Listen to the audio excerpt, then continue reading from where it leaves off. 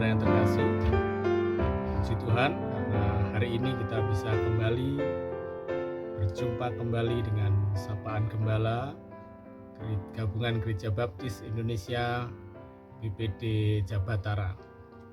Hari ini kita akan kembali merenungkan firman Tuhan bersama-sama. Namun sebelumnya kita akan berdoa bersama-sama. Mari kita berdoa.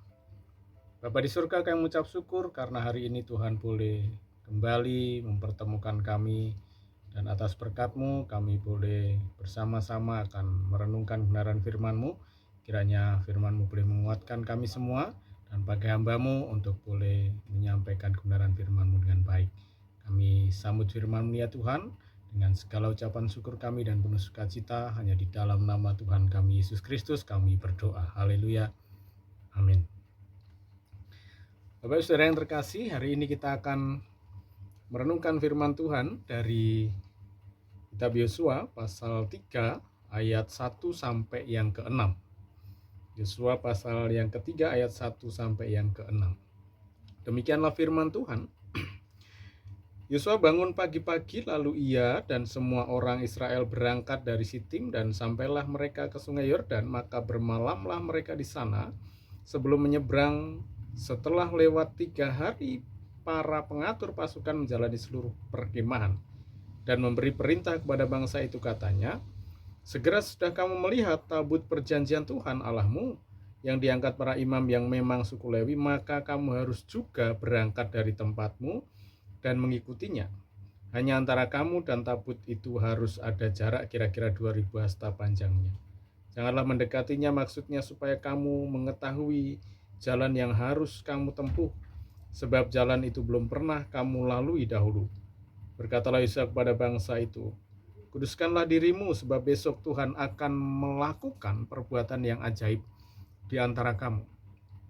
Dan kepada para imam itu Yosua berkata demikian, angkatlah tabut perjanjian dan menyeberanglah di depan bangsa itu. Maka mereka mengangkat tabut perjanjian dan berjalan di depan bangsa itu. Bapak Saudara yang terkasih, kita tahu bahwa dalam perjalanan bangsa Israel keluar dari tanah Mesir, banyak sekali tantangan yang luar biasa yang mereka harus hadapi. Ya, banyak sekali tantangan. Mereka harus berjalan dengan tergesa-gesa karena dikejar oleh tentara Firaun. Mereka ketika di padang gurun sulit mendapatkan air. Kemudian mereka harus berputar-putar di padang gurun selama 40 tahun. Dan mereka harus mendapat perlawanan dari bangsa-bangsa dalam perjalanan mereka. Hal ini tentu membuat bangsa Israel sangat susah dalam hidupnya. Dalam perjalanannya sangat sulit dan banyak tekanan. Namun kita tahu bahwa Tuhan juga memberikan mujizat-mujizat yang luar biasa di tengah-tengah kesulitan bangsa Israel dalam perjalanannya ini. Mereka diberikan tiang awan dan tiang api di dalam perjalanan mereka. Mereka diberikan makanan yang berupa mana dari surga. Mereka ketika harus menghadapi laut dibelah oleh Tuhan. Ini satu mujizat yang luar biasa. Dan ini mengajarkan kepada kita bahwa Tuhan juga akan memberikan mujizat yang luar biasa dalam kehidupan kita.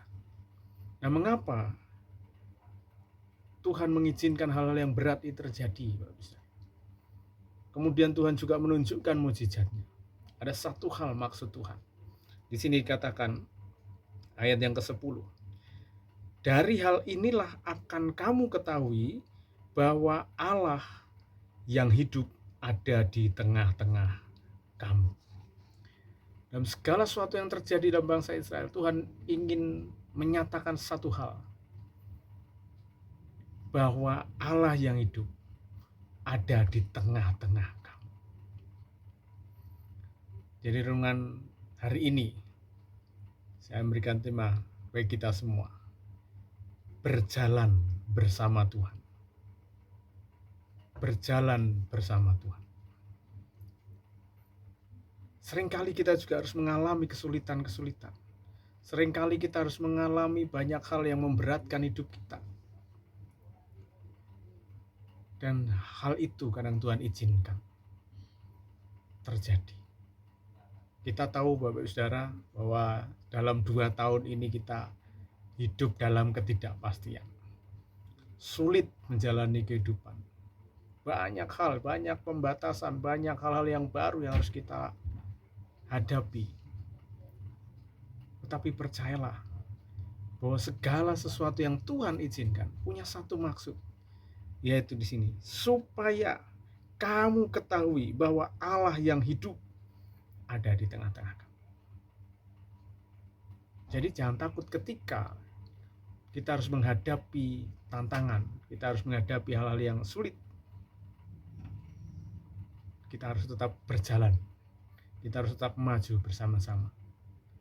Karena dengan berjalan bersama Tuhan, pasti ada keberhasilan yang luar biasa yang Tuhan berikan bagi kita.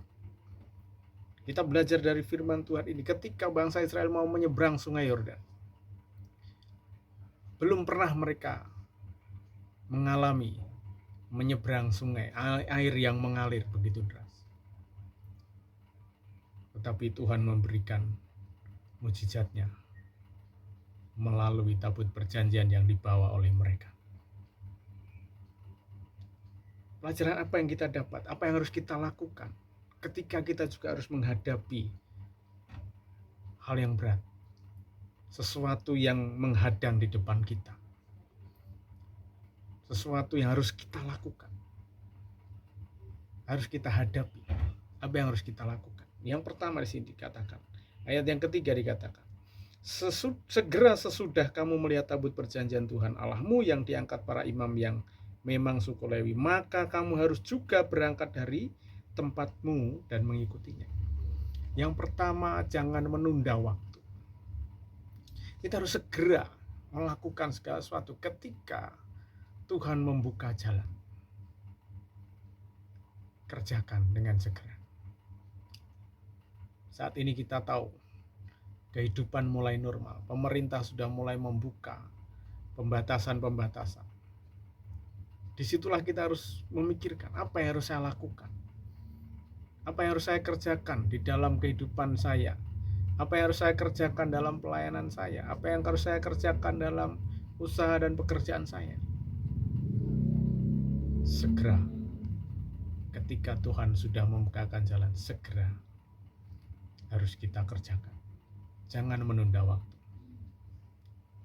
Yang kedua, di sini ayat 5 dikatakan, berkatalah Yosua kepada bangsa itu, kuduskanlah dirimu sebab besok Tuhan akan melakukan perbuatan yang ajaib di antara kamu. Kuduskanlah dirimu. Tuhan menghendaki supaya kita ini hidup berbeda dengan orang-orang dunia ini. Kita harus mengikuti apa yang Tuhan mau, apa yang Tuhan kehendaki, supaya kita bisa berjalan bersama Tuhan dan kita bisa menghadapi segala tantangan. Tuhan mengatakan, kuduslah kamu sebab aku kudus. Artinya kita standar yang diberikan Tuhan kepada kita adalah sempurna. Berusahalah untuk terus hidup dalam kekudusan. Jadi Bapak Saudara yang terkasih, saat ini ketika kita menghadapi suatu hal yang baru di depan kita, tantangan yang sudah kita lewati begitu panjang, dan ada tantangan-tantangan di depan kita, mari kita tetap berjalan bersama Tuhan. Kita tetap melangkah bersama Tuhan dengan memanfaatkan waktu yang ada, memakai dengan sungguh-sungguh kesempatan yang Tuhan berikan dengan segera, dan terus menjaga kekudusan hidup kita. Percayalah, Tuhan akan terus menyertai kita. Tuhan yang hidup ada di tengah-tengah kita dan siap menolong kita apapun yang terjadi dalam kehidupan kita.